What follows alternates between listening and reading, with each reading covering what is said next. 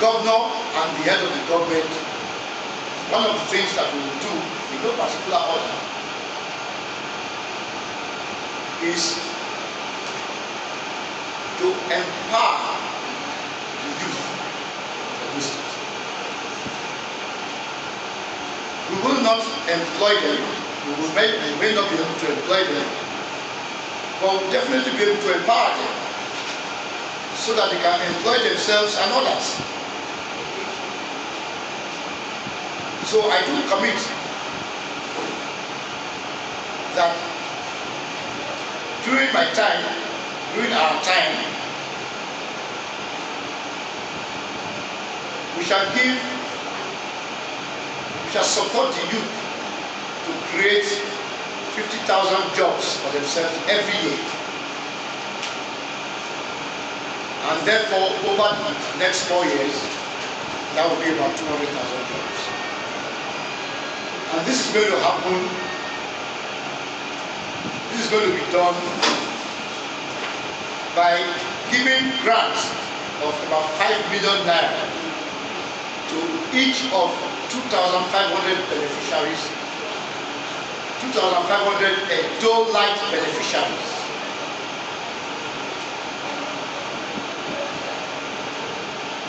I am aware where this has been done.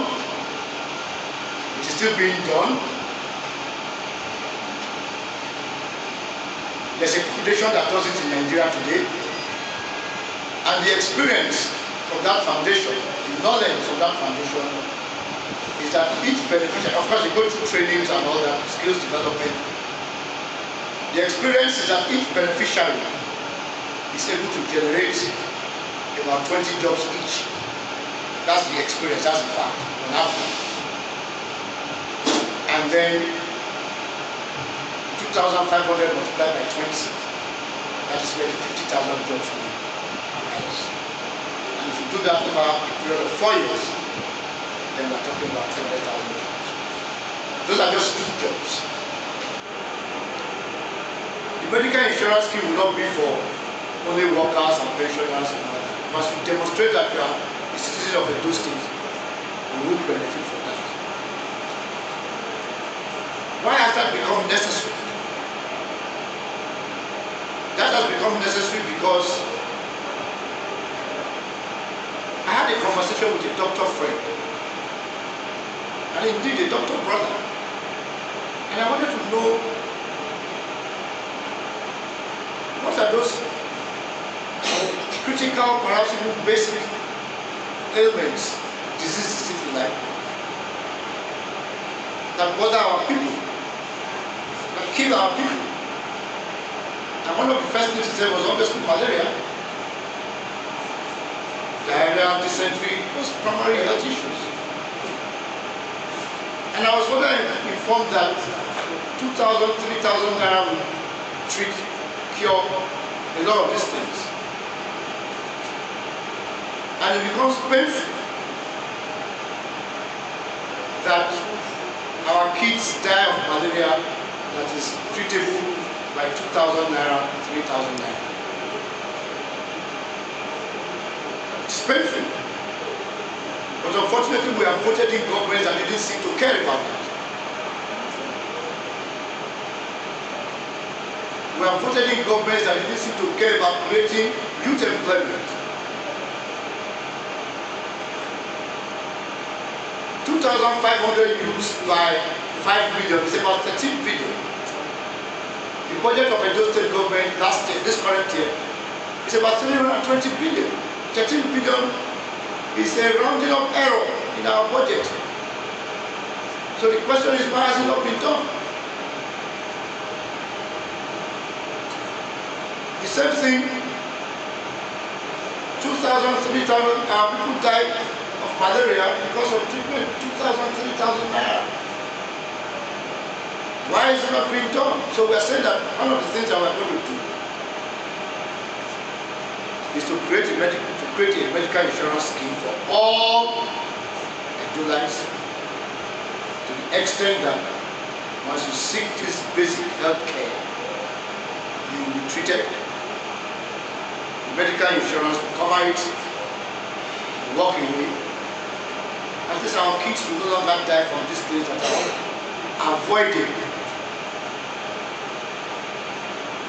Of course, it just doesn't end with medical insurance, because medical insurance is payment. It must necessarily mean that the medical centers are there, the healthcare centers are there. So we are going to fix these basic things. I've gone around and I've seen some of these things are eyesore. You don't even want, if you are well and you get into some of these clinics, you'll be sick when you are coming out. So we'll spend a lot of time and money and energy fixing these things so that we can provide even at the most basic level of healthcare for our people. I see that there's a lot of promotion about buying official vehicles for our representatives at 160 million per person. If my maths is right, there are about 24, there are 18 commissioners. 18 times 160 million is a shade below 3 billion, a shade above 3 billion. 3 billion can go a lot of way, can go a long way. Keke Mawa, I'm told, is 2.4 million. You can acquire about 200, 300 Keke Mawas and use them as ambulance for the people that will take them from one to the next, like a hub and spoke system that will take them from the villages and the woods to the next secondary medical center, and they get treatment. The big question is why this is not being done. Of course, we also, in addition to health, we focus on education. But our focus, so obviously you have seen you are all aware of the videos that go around social media of those primary schools where kids still sit on the floor, lie on the floor to learn. You ask yourself, why is Edo? I went to school in Edo State in Benin. When we went to school at that time, it wasn't like that. It wasn't very good, but it wasn't so bad. But we will focus more on vocational and technical education, so that at the end of the day, when you leave high school, secondary school, you'll be able to empower yourself and provide employment for you and a few others. Of course, we also focus on infrastructure. I don't need to tell you about the Benin Road that we are being told that because it's a federal road, it has become an eyesore. But we had the Minister of Works for that, he said he has no problems in fixing it. There are federal roads and federal projects that other state governments have done. And what happens is that, yes, with the concurrence of the federal government, once you fix those things, there's some reimbursement at some point. So it doesn't entirely prevent you from fixing them. So telling us today that there are federal roads and therefore they cannot be fixed is a major problem. I grew up flying that road. It used to be from Auchi to Benin was about an hour 30 minutes. From Ekuma to Benin was about 40 minutes. Today it will take 2 hours. And all we hear is that it's a federal road. I'm sure that I know that we will do a lot better. In addition to that, there are obviously state roads that are still terrible. The excuse therefore will not be a federal road. These are state roads. So yes, there are a lot of infrastructural development that we will also embark on. And then when they sell to the industry first, they will put the industry there, means that there will be all kinds of infrastructure development, clinics, schools, security, electricity, power. So that means that that whole area by itself will improve in terms of development, just by encouraging the private sector to show some presence. So that's what I essentially mean when I said the government working with the private sector. So those are the things, some of the things that we will do for Edo State when we get to Certificate House 2024. Just as, if you like, as some final note, I would like to appeal to our voters. that one of the strengths of the Labour Party that I represent, that I'm participating on that,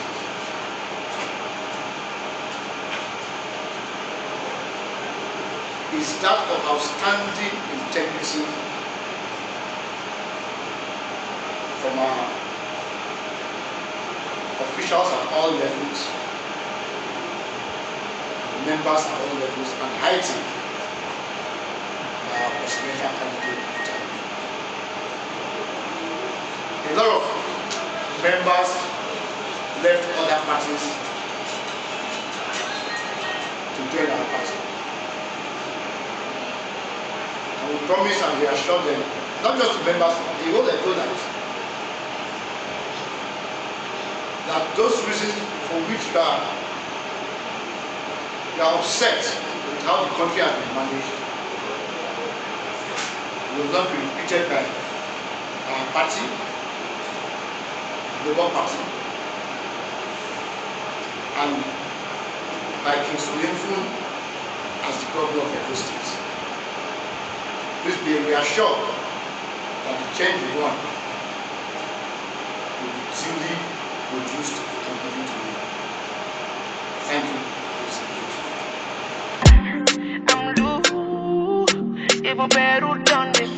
I work for the Daily Sources. Sir, I listened to you keenly. I want to find out from you, do you believe in the ideology that those states does not need a flyover? I am aware that there are certain places off the top of my head, Ramat Park, St. Xavier, that may require flyovers to address some issues. But it's not an 11th commandment that there shall be no flyover in Edo State. No, that is not. No. We will review that if it's required. Why not? We will do that. Secondly, what are your antecedents? How many persons have we invited on? I hope I understand that. And I hope and wish that my entire life is to impact people.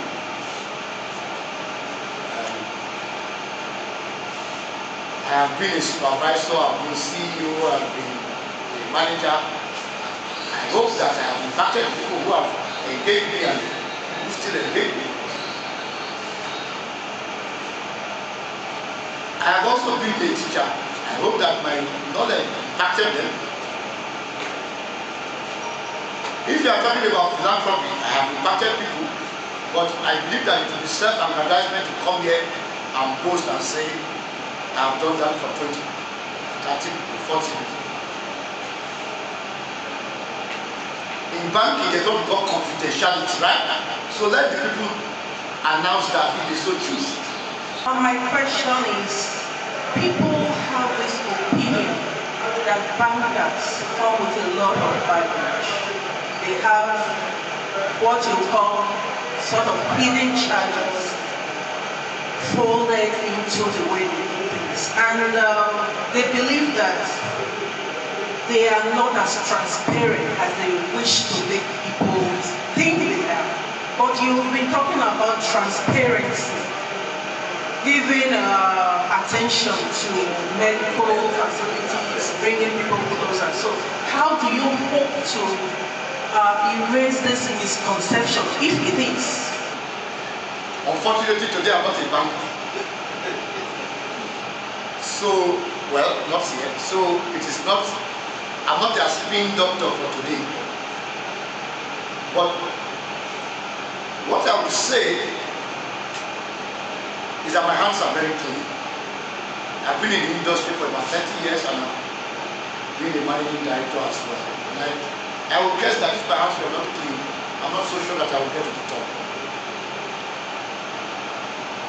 It is that cleanliness that I bring to Edo State. The fish rots from the head, as they say. If the head is rotting, the body is gone. And I want to reassure the people of Edo State, and indeed of Nigeria for that matter, that the head of this fish will be clean. It's a major problem. At some point, the other day, somebody asked me how to increase revenue for those states. I said the first point is to cut cost. Waste. That cost is born, is out likely by corruption. Before you start talking about revenue itself. So we also look at things when you have a clean hand, a clean mind, a clean heart, a clean tummy, and a clean pocket. You'll be able to do clean things for a state, which we cannot say for the administrations that we have had from 1999 to date. That is why a lot of these things have not been done. They are very simple and straightforward things that could have been done and can and will be done. So, madam, today let the bankers speak for themselves.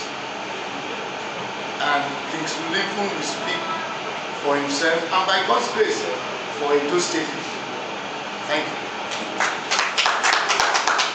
Me Mufasa, Mufasa, not Mustafa, not Mustafa. Hello Afa, no Kokosa.